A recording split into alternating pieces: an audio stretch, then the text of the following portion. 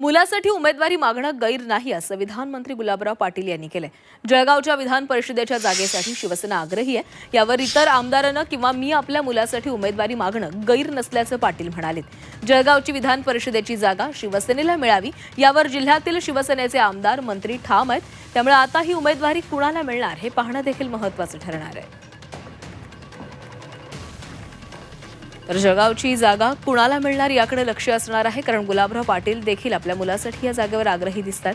मुलासाठी उमेदवारी मागणं गैर नाही असं विधान मंत्री गुलाबराव पाटलांनी केलेलं आहे। जळगावच्या विधान परिषदेच्या जागेसाठी शिवसेना आग्रही आहे। यावर इतर आमदारांना किंवा मी आपल्या मुलासाठी उमेदवारी मागणं गैर नसल्याचं पाटील म्हणाले।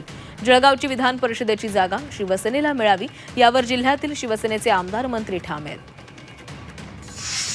हे बघा, मागणी करणं काही गैर नाही आहे। त्यांनी त्यांच्या मुलाकरता मागणी करणं किंवा मी करणं हे काही गैर नाही आहे। पण निश्चितपणाने महायुतीच्या माध्यमातून आम्ही उमेदवारीकरता या ठिकाणी मागणी केलेली आहे आणि निश्चितपणाने महायुतीचा उमेदवार म्हणून जर उमेदवारी मिळाली तर आम्ही 100% या ठिकाणी विजयी होऊ।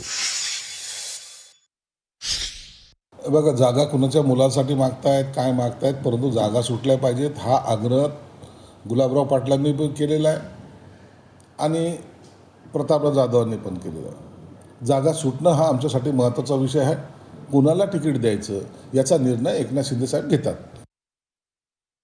कार्यकर्त्यांना डावललं जातं नेहमी निवडणुकांमध्ये। गुलाबराव पाटलांचे चिरंजीव त्यांना उमेदवारी दिल्यावरून लोकांमध्ये चर्चा आहे की कार्यकर्त्याला का उमेदवारी दिली जात नाही, राजकारण्यांच्याच घरात का उमेदवारी घराणेशाहीचा आरोप होतोय। ठीक आहे, तर त्यांचा प्रश्न आहे। त्यांनी कोणाला तिकीट मागावं, काय नाही मागावं हा त्यांचा प्रश्न आहे, त्यांच्या पक्षाचा प्रश्न आहे। कोण तिकीट देणार आहे, नाही देणार आहे। आता आमच्याकडे जेव्हा जागा सुटेल तेव्हा तो आमचा प्रश्न राहील, कोणाला द्यायचे कोणाला नाही द्यायचे।